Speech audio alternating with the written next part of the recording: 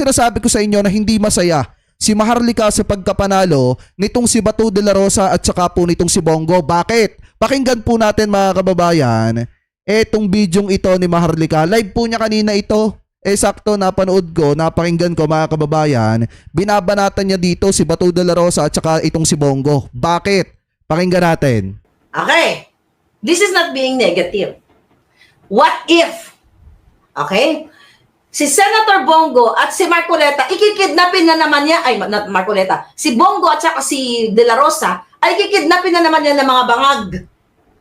O sino na lang ngayon maiwan sa atin dyan? Di ba mga kababayan? Wala talaga.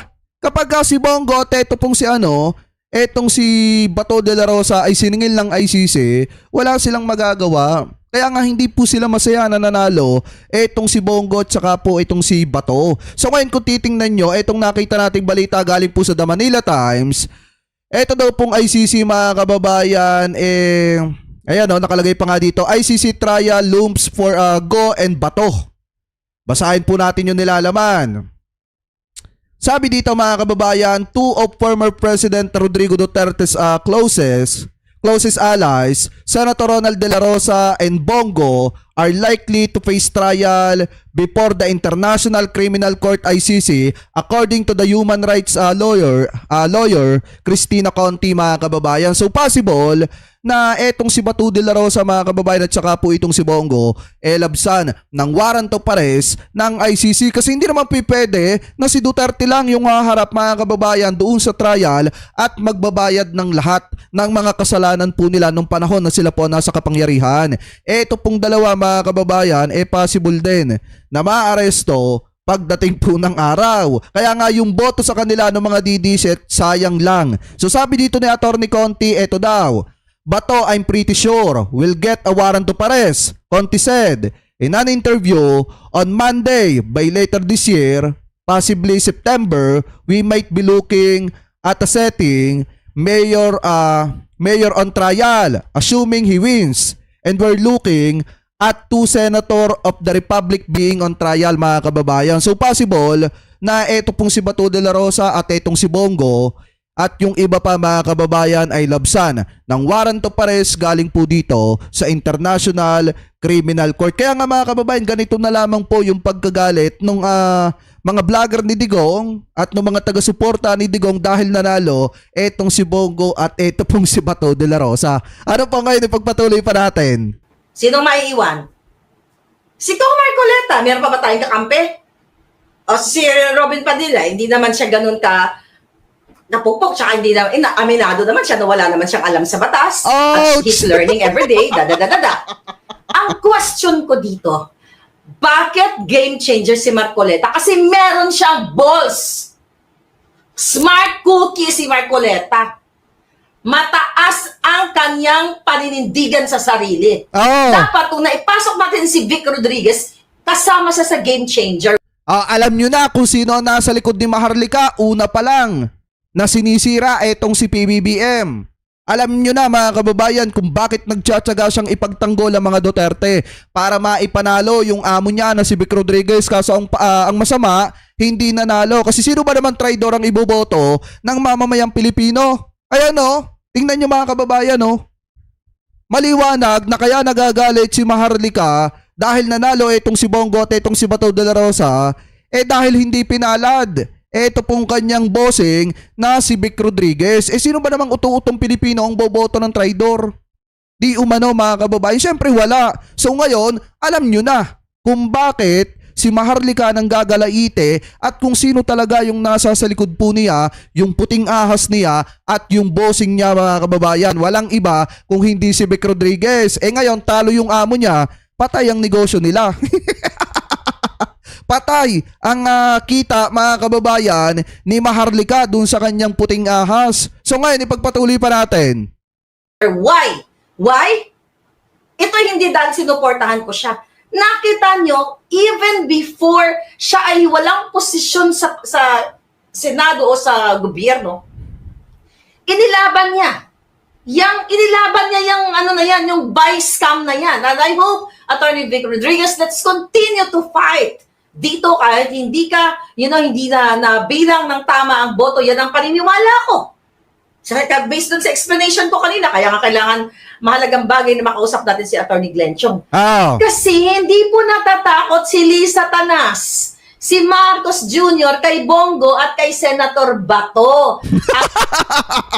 Alam nyo pala eh. Tsaka bakit matatakot ang presidente kay Bato tsaka kay Bongo? Eh wala namang ginagawang kasalanan ng presidente. Bakit matatakot ang First Lady kay Bongo at kay Bato de la Rosa? Eh wala namang kasalanan ng First Lady kay Bato tsaka dito kay Bongo. Ang dapat matakot si Bato de la Rosa at tsaka itong si Bongo kasi nakasalalay ang kanilang mga buhay sa kamay ng presidente. Na kay PBBM mga kababayan, ang kapalaran sa madalit salita ni Bongo at saka ni Bato de la Rosa. Ang nakikita ko dyan, mag-agree man kayo sa hindi, alam ko kailangan natin sa numbers, kaya nilang tirisin. Why? Oh. Balikan natin yung Fidelix. Tinanong ko kasi yan kay Senator Robin. Oh, eto, laglagan na to mga kababayan ha. Laglagan na to. Kita nyo ha, si Bongo at saka si Bato de la Rosa, inilaglag pala ni Robin Padilla kay Maharlika. Kasi naitanong daw ni Maharlika, bakit di nyo ipinatawag sa Fidelix si First Lady at saka itong si PBBM? Bakit hindi ninyo ipinatawag yan? At gamitin yung ebidensya na dala-dala yung bunganga ni Jonathan Morales na inaakusahan yung dalawa. Bakit hindi nyo na ipatawag? Ngayon, ito daw ang sabi ni Robin Padilla. Robin Padilla, nung nagkita kami sa Dahig, ako'y nagsasabi sa inyo ng totoo, sinusuportahan natin yung mga Duterte, pero pinapainawa natin sa inyo kasi ayoko nang tago-tago, Taylin. Dahil porket natin, kakampi natin, dapat ganun-ganun, no. Tinanong ko si Senator Robin Padilla. Senator Robin, sabi ko na gano'n sa kanya, nakaupo kami. Alam mo ba, may picture pa nga kami yan na naka-sweet-sweet. Hindi ko lang maipost, baka bigyan ng issue. Tamang pagkakataon. Anyway, nakasama ko siya doon. Okay? Tinanong ko siya kasi nanggagalit nga ako doon sa Fidelix. Sabi ko, Senator Robin, bakit kasi hindi nyo pa pinatawag yung si Lisa Tanas? Totoo to. May witness ako. Andun si Harry Roque. Andun yung mga kaibigan ko. Andun yung mga tao. Yun sabi ko, bakit nyo pa kasi pinatawag yan? Si Satanas at si Kumar. Diba? Naalala nyo yun. Binabalik ko kayo sa issue na yon. Ano sabi ni Senator Robin Padilla? Ay ma'am, kasi mahirap po. Kasi, parang ang indirectly, ang konteksto ng kanyang sinabi, kasi ang presidente ay si Bangag. Kaya hindi maipatawag si Lisa Tanas at itong si Marcos Jr. na sangkot doon sa Polboronic na sinumpa ang salaysay ni Agent Morales. So my point sa madalit salita, pinapalabas ni Maharlika dito na walang balls etong si Bato de la Rosa at eto pong si Bongo. Kasi hindi daw nila kayang ipatawag sa Fidelix issue etong si First Lady at saka daw po itong si PBBM. At sa madalit salita, kayang-kaya daw terisin ni PBBM etong si Bongo at saka daw po etong si Bato de la Rosa. Kasi nga, kung pagbabasihan natin yung sinabi ni Maharlika, weak etong dalawang ito na nanalo na kagrupo ni Duterte. So ngayon, kung titingnan nyo mga kababayan, panalo nga sila pero hindi naman sila masaya. Saan kayo mga kababayan? Ako, alam ko sa sarili ko na panalo itong si Secretary Benhur Abalos pero dinaya lang. Pero kahit na ganun, since naglabas na ng pahayag itong si Secretary Benhur Abalos na maluwag niyang tinatanggap kung ano yung naging resulta ng botohan, kahit sinuportahan siya ng marami sa mga kababayan Pilipino po natin, tayo mga kababayan, kung saan masaya si Secretary Benhur Abalos, masaya na rin po tayo. Kasi nga meron pang 2028. Kaya natin siyang suportahan pagdating ng 2028 kasi etong si Robin Padilla kung sakaling tatakbo ulit siya sa pagkasenador, malabo ng manalo yan.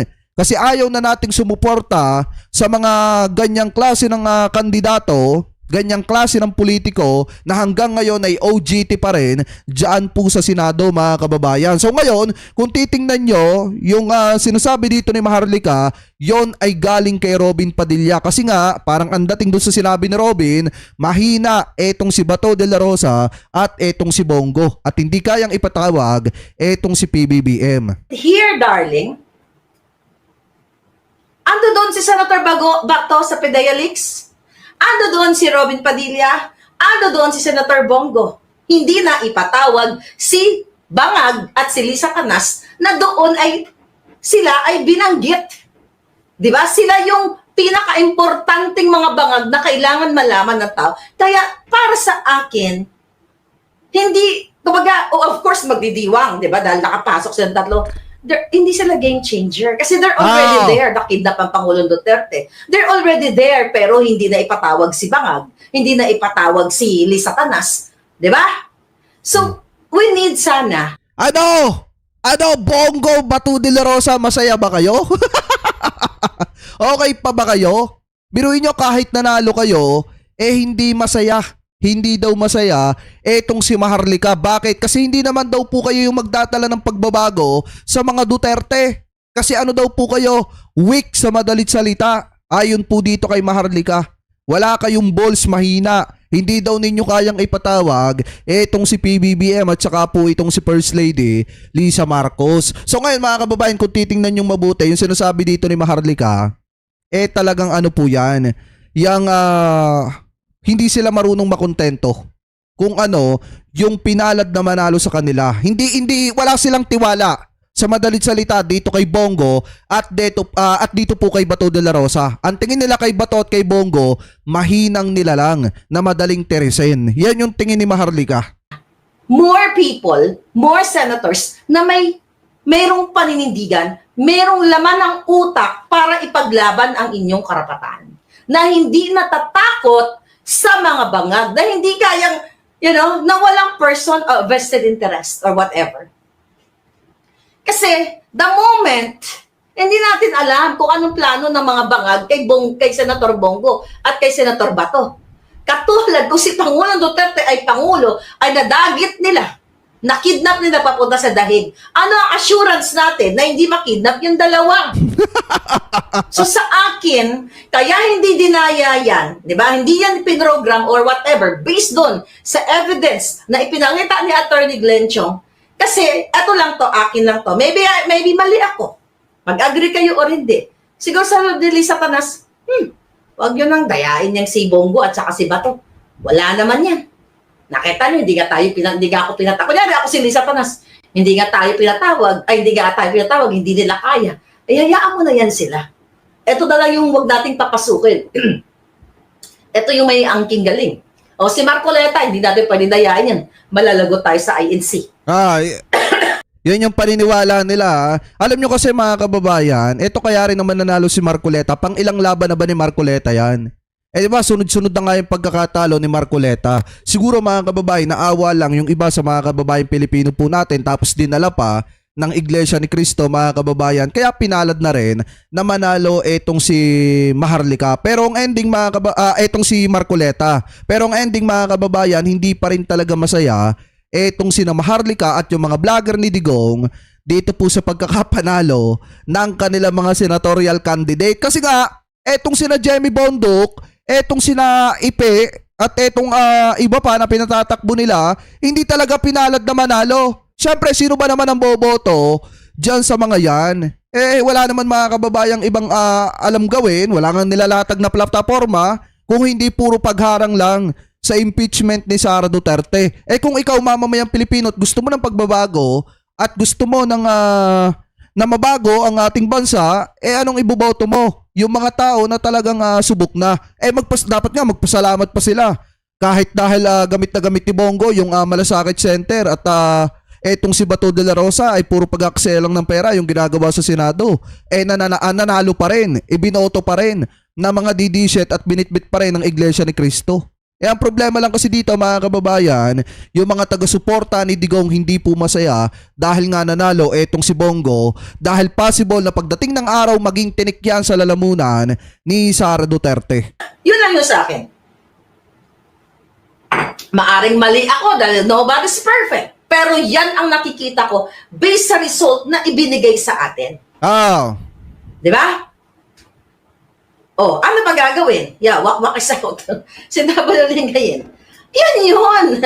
Ang yayo ng mga Duterte 10 Nanalo tayo, majority sa OFW. Yun po ay representation na you guys Sinuportahan nyo ang Pangulong Duterte ng bonggang-bongga. Ano lang sabihin lang ni Lisa Tanas?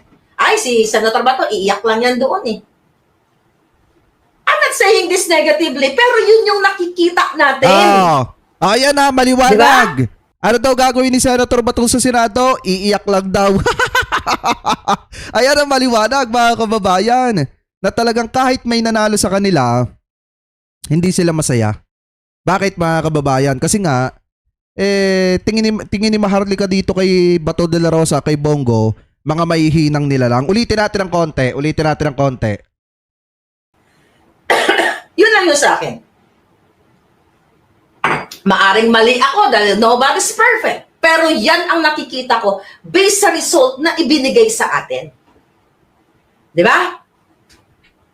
Oh, ano pa gagawin? Wak-wak isa ko. Sinabalingayin. Yun. Ay, yun ng mga Duterte 10 eh. Nanalo tayo, majority sa sa OFW. Yun po ay representation na you guys sinuportahan nyo ang Pangulong Duterte ng bonggang-bongga. Ano lang sabihin lang ni Lisa Tanas? Ay, si Senator Bato, iiyak lang yan doon eh. I'm not saying this negatively, pero yun yung nakikita natin. Di ba? Ito yung nakikita natin. Kaya tayo galit na galit. Di ba? Noong Fidelix, si Kumara hanggang ngayon di pa pinapatawag. Ayan, mga kababayan ha, maliwanag. Kita nyo, binabanata na ni Maharlika si Bongo tsaka itong si Bato de la Rosa. Kasi alam nyo, mga kababayan, sa totoo lang, ang nakikita ngayon ng mga vlogger ni Digong, especially nitong si Maharlika, itong si Bongo ay mahina. Pinapamulat na nila sa taong bayan na mahina itong si Bongo, mga kababayan, at itong si Bato de la Rosa. Walang magagawa sa nakaupong presidente at sa First Lady, mga kababayan. Pero kung tutusin, ano ba ang dapat nilang ikatakot sa First Lady at kay PBBM? Napakabait ng presidente natin. Mga kababayan. Hindi nga nakikialam etong si PBBM about sa eleksyon, about sa botohan, mga kababayan. Wala nga pakialam ang presidente dyan. Taliwas doon sa pinapakalat ng mga didisit na nagkakaroon ng dayaan. Wala nga ganun na nangyari, mga kababayan. Ano ang ginawa ng presidente? Bumoto siya, pagkatapos hinayaan na po niya. Kahit nga kitang-kita natin, mga kababayan, yung nangyari na paninira ni Amy Marcos kay Secretary Benhur Abalos, nanatili pa rin, mga kababayan, na talagang sinusunod ng gobyerno yung proseso ng malayang pagboto. Ang problema nga lang kasi, mga kababayan, talagang kahit hindi ko sabihin sa inyo, alam nyo naman at kitang-kita nyo naman na talagang luto. Nagkaroon ng dayaan talaga, mga kababayan. Saan ka ba naman nagkatala? Kahit lamang na si Secretary Benhur Abalos ay nakalagay pa rin sa rank 16. At etong si Amy nasa rank 11 kahit kung tutuusin, talagang malaki ang lamang sa kanya ni Secretary Benhur Abalos. Pero anyway, mga kababayan, since na andyan na po yan, wala tayong magagawa kung hindi suportahan yung mga nanalong senador. Pero ang panalo pa rin dito, mga kababayan, lalo na at nanalo si Kiko Pangilinan, nanalo etong sina Bam Aquino, mga kababayan. Alam naman natin na pagdating sa impeachment trial, kung ano yung sinasabi ng ebidensya, yun po yung pagbabasihan po nila. At lalo na rin, nag-iiba na ang tono nitong si Bongo. Maliwanag naman na ayon kay Bongo, ang pagbabasihan po niya ay yung sinasabi ng ebidensya. So doon sa mga kababayan Pilipino natin, pagdating ng impeachment trial, pwede ninyong singilin etong si Bongo kapag ka bumoto ng alangan kahit maliwanag naman ang sinasabi ng ebidensya. Pero anyway, alam naman natin, mga kababayan, na may mga nanalo na, may mga iniluklok na kahit natalo itong si Secretary Benhur Abalos at yung iba sa alyansa, mga kababayan. Masaya pa rin tayo dahil kahit papaano, marami ang nakapasok sa alyansa.